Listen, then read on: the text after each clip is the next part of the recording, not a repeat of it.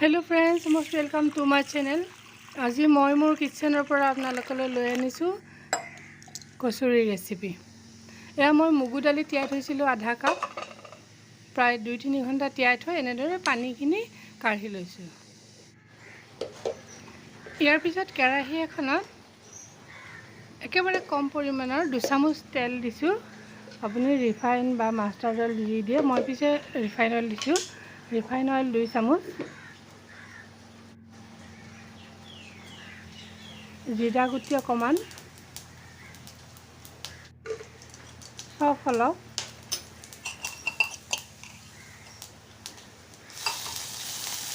आदा নহৰু আৰু জলকীয়াৰ পেষ্ট অকমান, जीरा गुड़ी,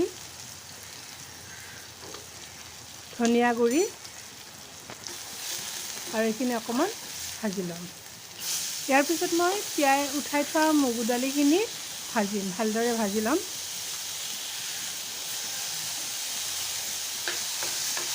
অকমান কাঢ়াকে ভাজিব।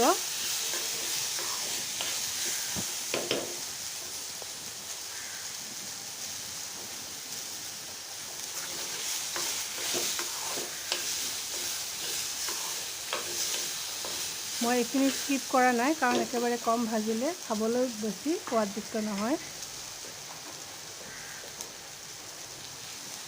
নিমখ দিছো অকমান,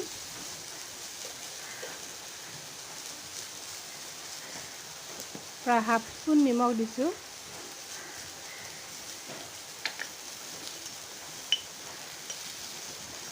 হালধি গুড়ি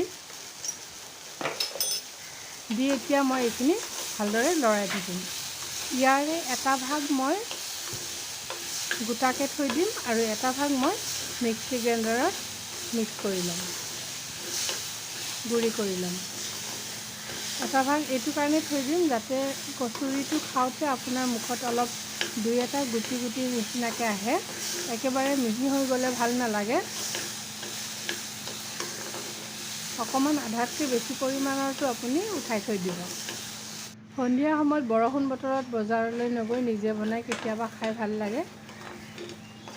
সেয়েহে মই আপোনালোকৰ ওচৰলৈ মোৰ পাকঘৰৰ পৰা সৰু সৰু ৰেচিপিবোৰ লৈ যাওঁ।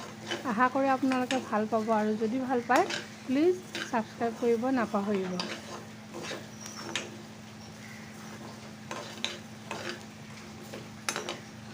এনেদৰে মই মুগু দালিখিনি ভালদৰে ভাজি আছিলোঁ।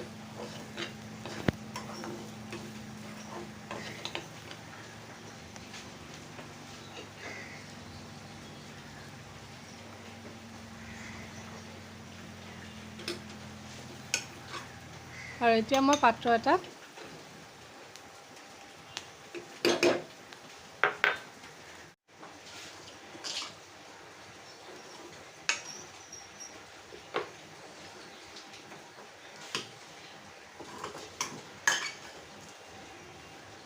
এইখিনি মই এতিয়া মিক্সিত ভালদৰে মাৰি ল'ম, মানে গুড়ি কৰি ল'ম।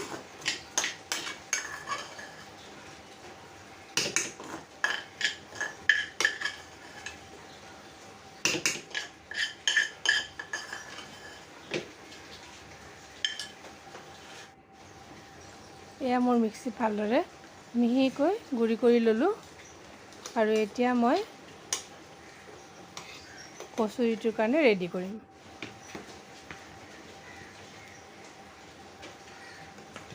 এয়া মই হেতাখনেৰে প্ৰায় 5 হেতা লৈছোঁ। 10টামান কচুৰি হ'ব, প্ৰায় আধা কেজি আটা। আটাখিনি মই ভালদৰে মঠি ল'ম। আটাখিনিত মই নিমখ আৰু বেকিং পাউডাৰ, এয়া বেকিং পাউডাৰ দি লৈছোঁ মই। 2 চামুচ বেকিং পাউডাৰ দিছোঁ আৰু আধা চামুচ নিমখ দিছোঁ আৰু ৰিফাইন তেল দিম এতিয়া। এয়া আধা কাপ ৰিফাইন তেল দিছোঁ। দি মই আটাখিনি একেবাৰে কোমল হোৱাকৈ মাৰি ল'ম।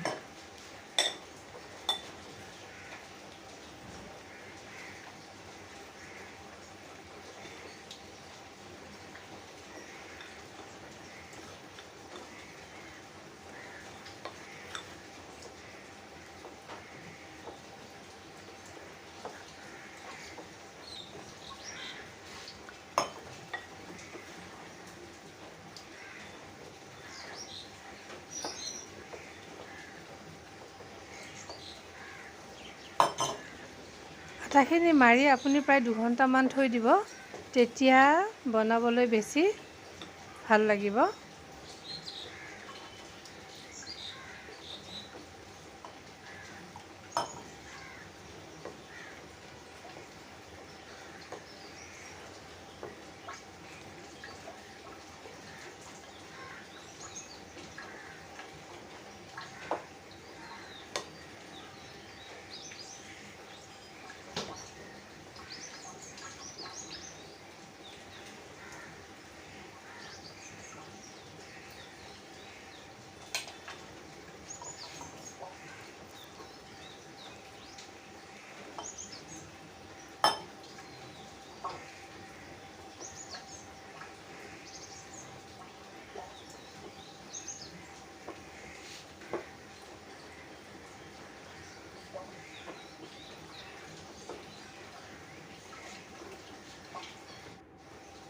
এয়া মোৰ আটাখিনি ৰেডি হৈ গ'ল আৰু এতিয়া মই 2 ঘণ্টা পিছত মই কচুৰিখিনি বনাব লৈছোঁ।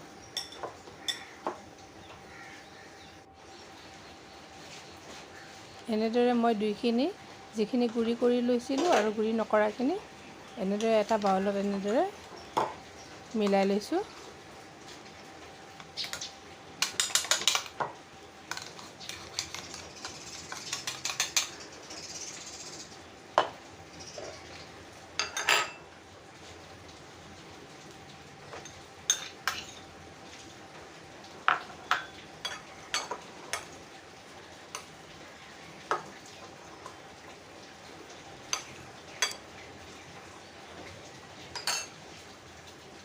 আৰু ইয়াতে মই এভাৰেষ্টৰ কচুৰি মেথি পাতৰ এচামুচ দি লৈছোঁ। যিহেতু কচুৰি বনাম, কচুৰি মেথি লাগিবই।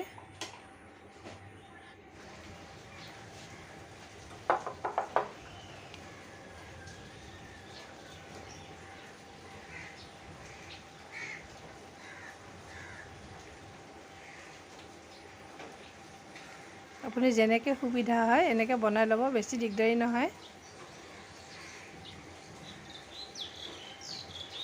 এনেদৰে মুখনিখন বন্ধ কৰি দিব।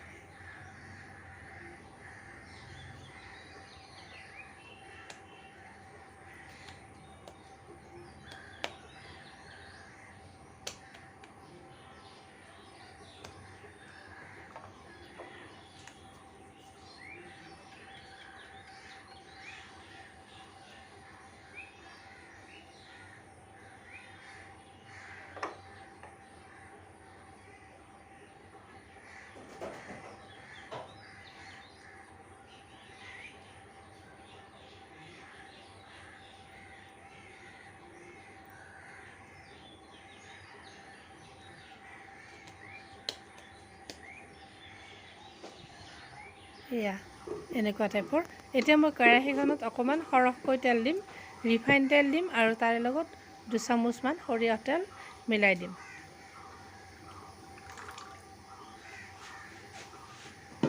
আৰু মিডিয়াম ফ্লেমত আপুনি কচুৰিখিনি ভাজিব, কাৰণ ষ্টিমটো বেছি হ'লে লগে লগে জ্বলি যাব আৰু ভিতৰখন নিসিজিব। এতিয়া মই মিডিয়াম ষ্টিমত দি দিছোঁ।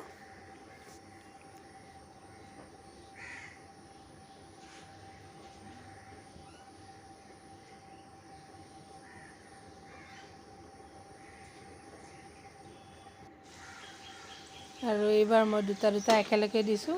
মোৰ কচুৰিখিনি ৰেডি হৈ গ'ল আৰু গৰম গৰমে আপোনালোকে চাটনি বা চচৰ লগত পৰিৱেশন কৰিব পাৰিব। হেল্ডি হয়, কোনো টেনশ্যন নোলোৱাকৈ খাব পাৰে। বজাৰৰ কচুৰিখিনি আপোনাৰ বিভিন্ন ধৰণৰ কেমিকেলযুক্ত তেল ব্যৱহাৰ কৰে আৰু আনহেল্ডি হয়। এবাৰ ট্ৰাই কৰি ঘৰতে বনাই খাই চাওক। বহুত বহুত ধন্যবাদ।